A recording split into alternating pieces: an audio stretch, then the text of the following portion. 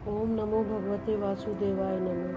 पहले अध्याय का महात्म्य। एक समय पार्वती जी ने पूछा महादेव से, किस ज्ञान के बल से आपको संसार के लोग शिव शंकर कहकर पूजते हैं? मृग छाल ओढ़े, अंगों में शमशानों की विभूति लगाए, गले में सर्प और मुंडों की माला पहन रहे हो, इनमें से कोई पवित्र नहीं है, फिर भी आप किस ज्ञान के कारण पवित्र हैं?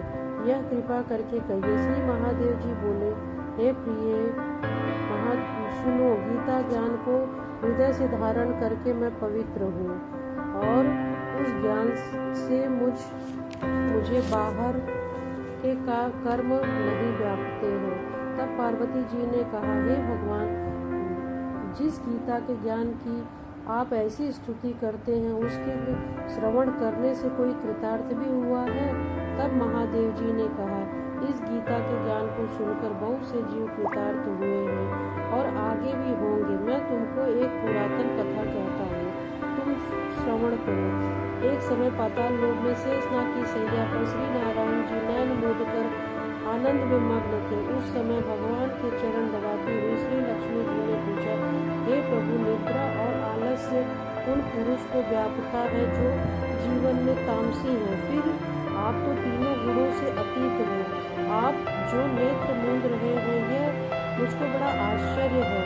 श्री नारायण जी बोले, हे लक्ष्मी, मुझको निद्रा आलस्य नहीं व्यापता है। एक शब्द रूप जो भगवत गीता है, उसमें जो ज्ञान है, उसके आनंद में मैं मग्न रहता हूँ। जैसे 24 अवतार मेरे आकार रूप हैं, तैसे यह गीता शब्द रूप अवतार है। इस गीता में यह अंग है, 5 अध्याय मेरा मुख है, 5 अध्याय मेरी भुजा है और 11वां अध्याय मेरा हृदय है और मन है, 16वां अध्याय मेरा उदर है, 17वां अध्याय मेरी जंघा है, 18वां अध्याय मेरी चरण है, जो गीता के श्लोकों से मेरी नाड़ियाँ हैं और जो गीता के अक्षर हैं सो मेरे रोम हैं। ऐसा जो मेरा शब्द रूपी गीता ज्ञान है, जिसके अर्थ मैं हृदय में विचरता हूँ और बहुत से आनंद को प्राप्त करता हूँ। श्री नारायण जी ने कहा, हे लक्ष्मी, गीता ज्ञान को सुनकर बहुत जीव कृतार्थ हुए, सो तुम सुनो। शूद्र वर्ण एक प्राणी था जो चांडाल के कर्म करता था और तेल लवण का व्यापार करता था।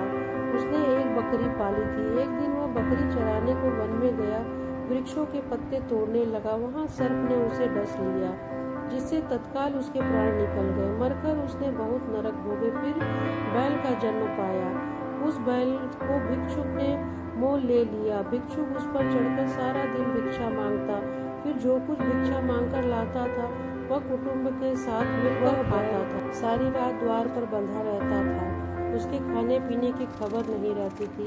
कुछ थोड़ा सा भूसा आगे लाकर डाल देते थे। एक दिन जब चढ़े बैल पर चढ़कर मांगता फिरे तो कई दिन गुजर जाते। बैल भूखा गिर पड़ा, पर उसके प्राण नहीं छूट रहे थे। नगर के लोग देखा करते थे, कोई तीर्थ का फल दे रहा था, कोई व्रत का फल दे रहा था, पर उस बैल के प्राण नहीं छूट रहे थे। एक दिन एक लड़का आई, उसने मनुष्य से पूछा, यह भीड़ कैसी है?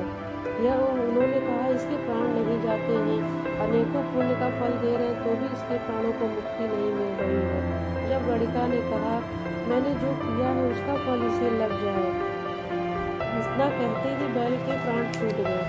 तब बैल ने एक ब्राह्मण के घर में जन्म लिया। पिता ने इसका नाम सुशर्मा रखा। जब बड़ा हुआ तो पिता इसको पढ़ाया करते थे। तब उनको पिछले जन्म की सुधि रही। इसने एक दिन सोनित्य गीता जी के पहले अध्याय का पाठ करता था।